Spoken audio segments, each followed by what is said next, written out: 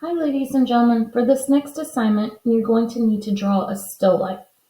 And a still life is basically a grouping of objects that you like how they look together and you draw it exactly how you see it.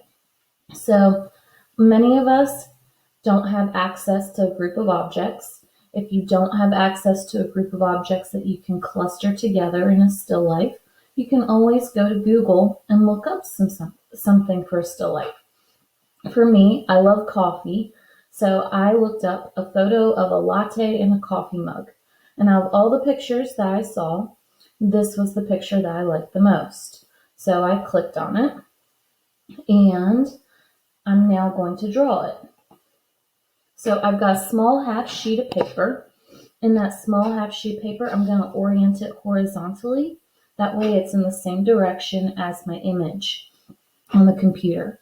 And I'm just going to break down all these parts into the basic parts that I see on the computer. So we've got a circle for the top of the coffee mug. And if I don't like how it looks, I can just clean it up. I don't really like how it looked, so I'm just cleaning it up, erasing the parts that feel a little wiggly to me. And then I've got my round parts here for my bottom of my mug.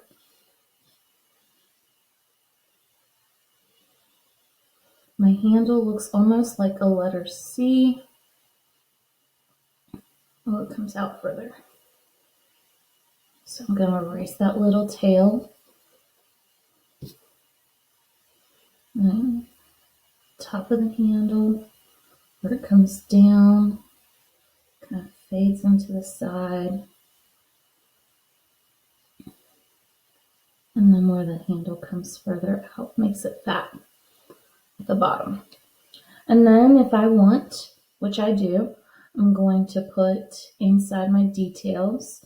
So it looks almost like a little heart up here, or kind of like a flower that they made as a little design. And then a little line, and then looks like little petals.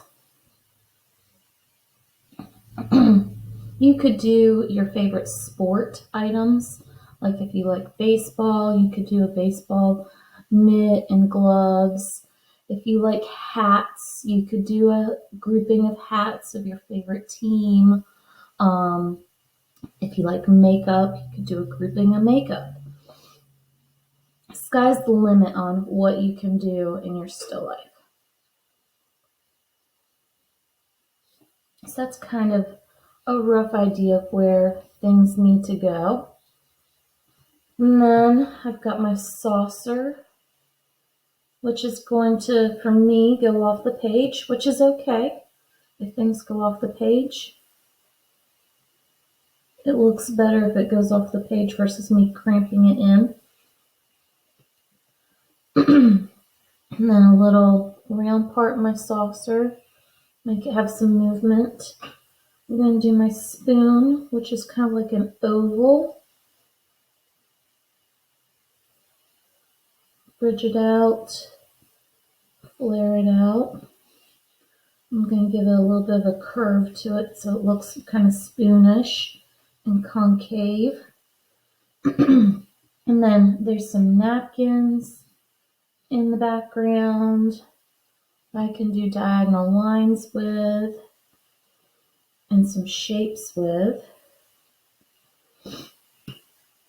And if I wanted to do the cinnamon, I could do the cinnamon. I'm going to, so that way my space gets used wisely. So I'm just making parallel lines, kind of like a curved end for the cinnamon. There's another cinnamon stick going in this direction.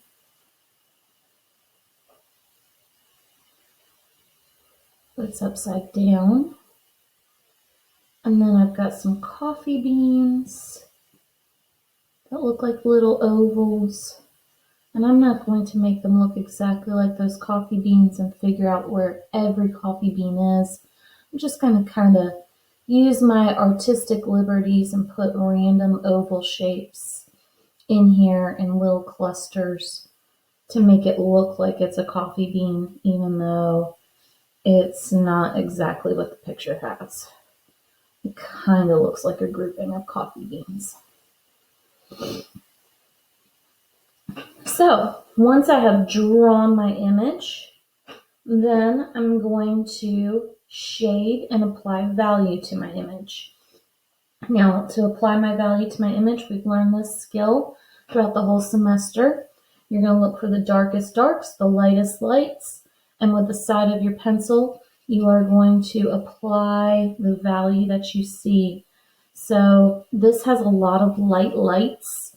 That coffee mug is the brightest area, but even though it's the brightest area, it has reflections on it that make those reflections the brightest areas. So I'm still going to have to apply some value to that coffee mug, just not too much because I don't want to get too dark. My darkest darks in this picture, if you've guessed it already, are my coffee beans and my cinnamon sticks and that napkin that's underneath. So for these areas, that's where I'm going to press hard to make it feel like those are the darkest darks and have a nice contrast against my lightest lights. Now, just because a dark has a lot of dark to it doesn't mean that it doesn't have some lights in there also. This napkin has a little bit of light in it to make it show where the seams are, where they sewn it.